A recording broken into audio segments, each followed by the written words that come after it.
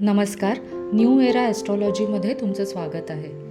डिसेंबरमधला new moon म्हणजेच अमावस्या 30 तारखेला सॅजिटेरियस म्हणजे धनुराशीत होते आहे आणि 2024मधला हा शेवटचा न्यू मून असेल आणि ह्या न्यू मूनमुळे आपल्यामध्ये एका सुंदर बदलाची सुरुवात होणार आहे. कुठल्याही चांगल्या गोष्टीची सुरुवात ही नेहमी अमावस्येनंतर किंवा न्यू मूननंतर करणं नेहमीच चांगलं असतं आणि हा न्यू मून तर असं सजेस्ट करतो आहे की ही सुरुवात आपल्यापैकी काही जण कुठल्या तरी एका लांबच्या प्रवासाने म्हणजे फॉरेन ट्रॅव्हल वगैरे अशा एरियामध्ये करू शकतात किंवा काही जण एखादा धार्मिक किंवा फिलॉसॉफिकल स्टडीची सुरुवात करू शकतात किंवा काही जण हायर एज्युकेशन म्हणजे पुढील शिक्षणाचे पण सुरुवात करू शकतात. तर आपल्यापैकी काही जण एक टीचर म्हणून सुद्धा नवीन आयुष्य सुरू करू शकतात.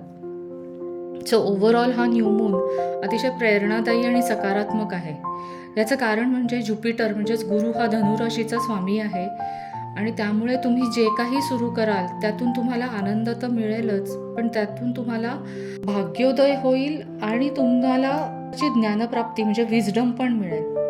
तसंच सॅटर्न देखील या न्यू मूनशी चांगला संवाद साधतोय. हे जे काही तुम्ही नवीन सुरू कराल किंवा ह्या ज्या गोष्टी सुरू करता आहात त्या तुम्ही शेवटापर्यंत तर न्यालच, पण त्यातून तुम्हाला एक प्रकारची स्टॅबिलिटी किंवा स्थैर्यसुद्धा मिळेल. आता ह्या दरम्यान इतर ग्रह देखील एकमेकांशी सुसंवाद साधत आहेत.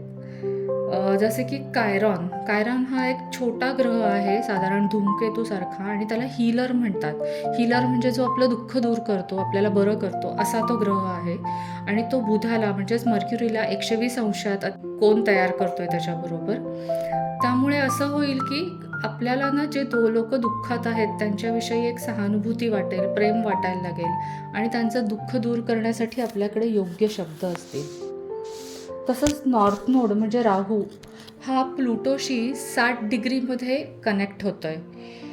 तर हा जो नॉर्थ नोड आहे म्हणजेच राहू तो आपल्याला कॉस्मिक दिशा दाखवतो. म्हणजे काय तर आपण आपल्या आयुष्यात काय प्रकारे प्रगती करायची आहे याचं तो आपल्याला ज्ञान देत असतो आणि जेव्हा तो प्लुटोबरोबर कनेक्ट होतो तेव्हा ते ज्ञान खूपच डीप असतं आणि मग तो आपल्याला आपण कोण आहोत हे समजून घ्यायला मदत करतो आणि एकदा का ते दुःख स्वीकारायला शिकलो आपण की तो बदल सहज घडत जातो आणि ओव्हरऑल आपल्यामध्ये एक सकारात्मक बदल घडून येईल.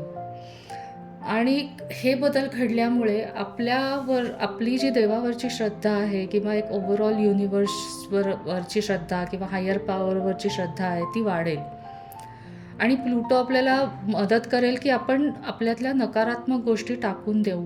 पुन्हा एकदा आपल्याला स्वतःला निर्माण करण्याची जी ऊर्जा असते ती प्लुटो आपल्याला देईल. तसंच हा नॉर्थ नोड मंगळाबरोबर म्हणजे मार्सबरोबर पुन्हा एकदा 120 अंशात कनेक्ट होत आहे. त्यामुळे आपण एक प्रकारच्या नवीन हेल्दी हॅबिट्स, सवयी आत्मसात करण्यासाठी तो आपल्याला एक प्रकारची प्रेरणा देईल आणि स्वतःला बदलण्याचं जे काही चॅलेंज आहे ते आपण घेऊ शकू. तसंच नॉर्थ नोड हा नेपच्यून बरोबर 0 डिग्रीमध्ये एकत्र येतो म्हणजे युती होती आहे त्यांची आणि 2025मधली ही एक मोठी घटना असेल ज्यावर खूप सारी चर्चा होईल.